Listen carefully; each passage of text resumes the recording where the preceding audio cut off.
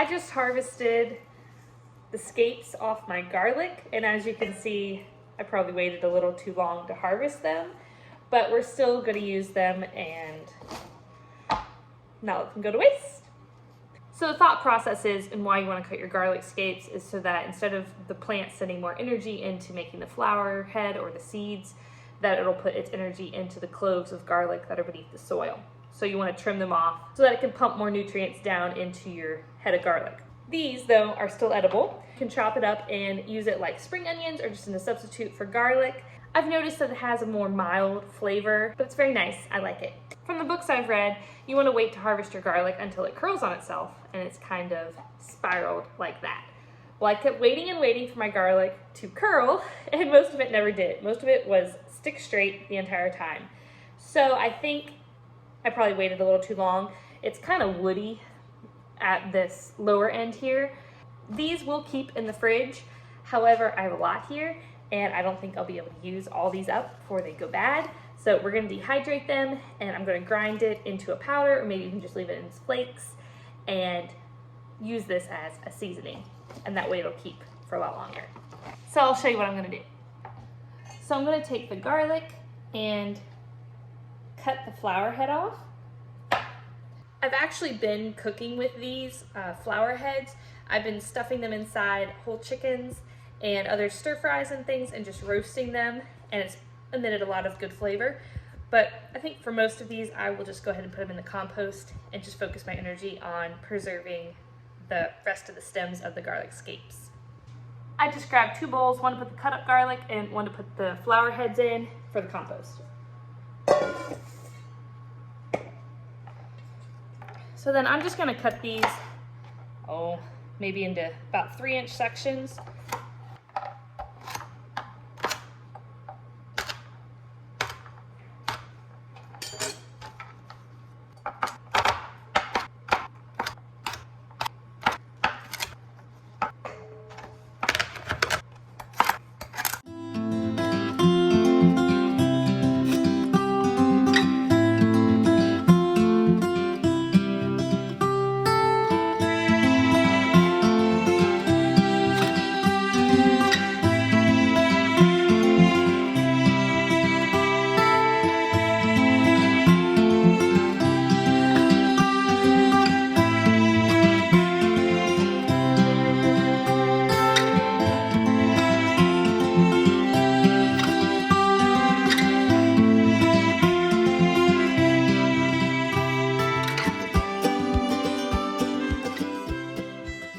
I have all my garlic scapes chopped up now, and we're gonna go put them in the dehydrator. I have an Excalibur food dehydrator. This is the 9 tray with the digital time. I'll leave a link in the description for this model if you're interested. I really do like it a lot, and I like how big it is. And another thing that I really like, which doesn't really matter for this particular instance, but these silicone trays are really nice for things that are liquidy, like fruit leather, or even if you just want to puree something and then put it on here to save space, because it won't fall through the holes. Now these are big, so it doesn't really matter because they're not going to fall through these little grates. But for other instances, these silicone trays are really nice. They're just a removable liner that I got for Christmas, actually. I'll leave a link to the ones on Amazon for the exact ones that I have. But we're just going to put these out onto the dehydrator sheets, just making sure that none are overlapping.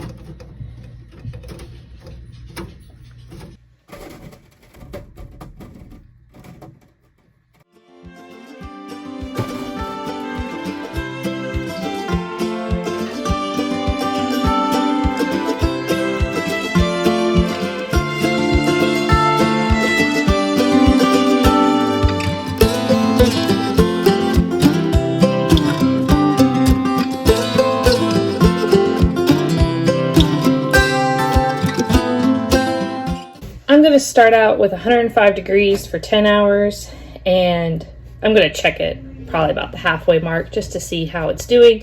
It may need slightly less time than that. I'll let you know what the final time was when I pull it out. I originally had these in here at 105 degrees for 10 hours, and after that time, they seemed dry on the outside, and I went ahead and put them in my blender and blended them up, but they were still a little bit wet on the inside, so I just put them back in here on the drying racks after I had chopped them up a little bit, and put them back on for another 3 hours at 120, and I think that did it because they are completely dry now. So now we are just going to try to chop them up a little smaller. I have you guys propped up on a coffee pot and a Cheerio box.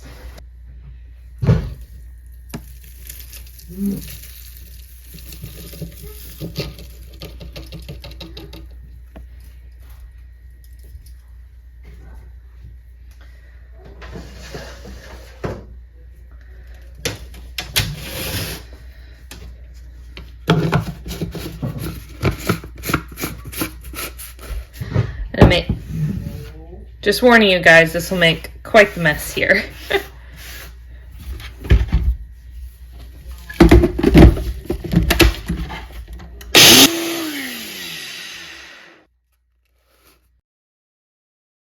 So there you have it. There is our garlic scape seasoning powder mixture. I will just use it in substitute for where it calls for garlic powder in recipes. I may blitz it up just a tiny bit more to get some of these bigger chunks taken down, but I think for the most part this will work just fine, and I don't need to worry myself over making it too fine.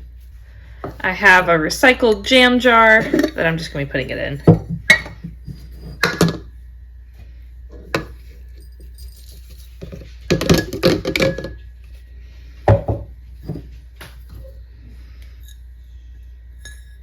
So there is my garlic scape flakes, if you will.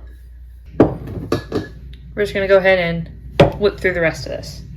One tip I have is I'm going to use one of these silicone sheets, so any flakes that fall off the dehydrator sheets land on there and I can still use them.